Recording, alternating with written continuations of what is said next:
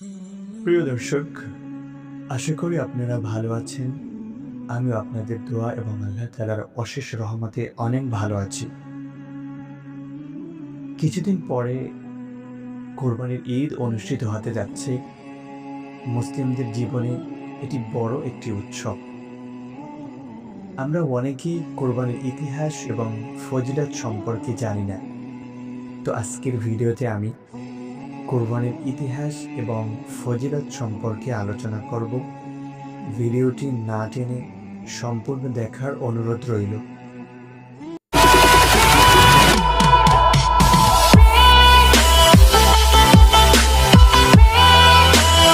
প্রায় 4000 বছর আগের কথা। নবী ইব্রাহিম আলাইহিসসালাম ছিলেন আল্লাহর এক খাঁটি বন্ধু। বহু বছর বয়স পর্যন্ত তার কোনো সন্তান ছিল না। অতঃপর আল্লাহর রহমতে জন্ম হয় তার আদরের পুত্র ইসমাঈল আলাইহিসসালামের। এই সন্তান ছিল তার চোখের মণি। তবু একদিন তিনি একটি অদ্ভুত স্বপ্ন দেখলেন। তিনি যেন নিজের ছেলে ইসমাঈলকে জবাই করেছেন। প্রথম দিন তিনি স্বপ্ন দেখে ঘুম ভাঙতেই কাঁপতে লাগলেন। ভাবলেন, এটা কি সত্যি আল্লাহর পক্ষ থেকে কোনো নির্দেশ? পরের দিন আবার একই স্বপ্ন। তৃতীয় দিনও একই ঘটনা ঘটল। এবার বুঝলেন, এটা স্বপ্ন নয়, আল্লাহর পক্ষ থেকে এক কঠিন পরীক্ষা। তিনি তার পুত্র ইসমাঈলকে বললেন, বাবা, আমি স্বপ্নে দেখেছি তোমাকে কোরবানি করছি, তুমি কি বলো? ইসমাঈল আলাইহিসসালাম কেবল সন্তানই ছিলেন না, তিনিও ছিলেন আল্লাহর অনুগত বান্দা। বললেন, হে আমার পিতা, আপনি যা আদিষ্ট হয়েছেন তা করুন, ইনশাআল্লাহ আমাকে ধৈর্যশীলদের অন্তর্ভুক্ত পাবেন।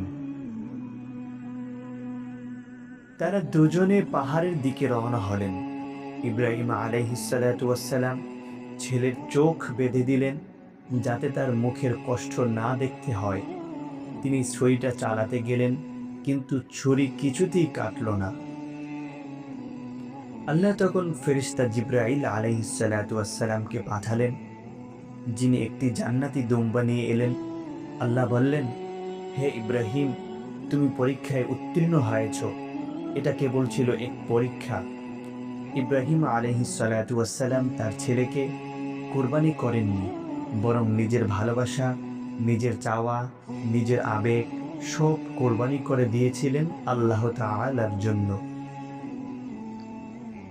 আল্লাহ তাআলা কোরআনে বলেন, ওয়ালান ইয়ানালাল্লাহা লুহুমুহা ওয়ালা দিমাউহা ওয়ালাকিন ইয়ানালুহুত তাকওয়া মিনকুম। আল্লাহর কাছে পশুর মাংস বা রক্ত পৌঁছে না, বরং পৌঁছে তোমাদের তাকওয়া। অর্থাৎ কোরবানির মধ্যে যদি খাঁটি নিয়ত ও তাকওয়া না থাকে, তা আল্লাহর দরবারে গ্রহণযোগ্য হয় না। রাসূল সাল্লাল্লাহু আলাইহি ওয়াসাল্লাম বলেন, কোরবানির দিনে আল্লাহর কাছে সবচেয়ে প্রিয় কাজ হলো পশু জবাই করা। কিয়ামতের দিন সেই পশু তার শিং, লোম ও খুর সহ উপস্থিত হবে। আরাফার দিন 9 জিলহজ রোজা রাখা সুন্নাত। রাসূল সাল্লাল্লাহু আলাইহি ওয়াসাল্লাম বলেন, আরাফার দিনের রোজা বিগত 1 বছরের এবং সামনের 1 বছরের গুনাহ মাফ করে দেয়। ঈদের দিন ঈদের নামাজ ফরজ নয়, কিন্তু অত্যন্ত গুরুত্বের সঙ্গে আদায়যোগ্য সুন্নতে মুআক্কাদা। নামাজের পর কুরবানি করা উত্তম।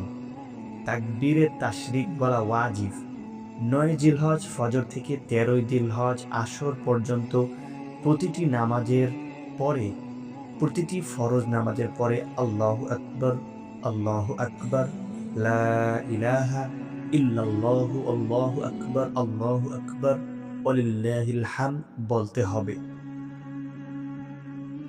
কোরবানি মানে কেবল পশু জবাই নয়, কোরবানি মানে নিজের অহংকার কেটে ফেলা, নিজের গর্ব, রাগ, হিংসা, লোভ এসব জবাই করাই হলো প্রকৃত কোরবানি।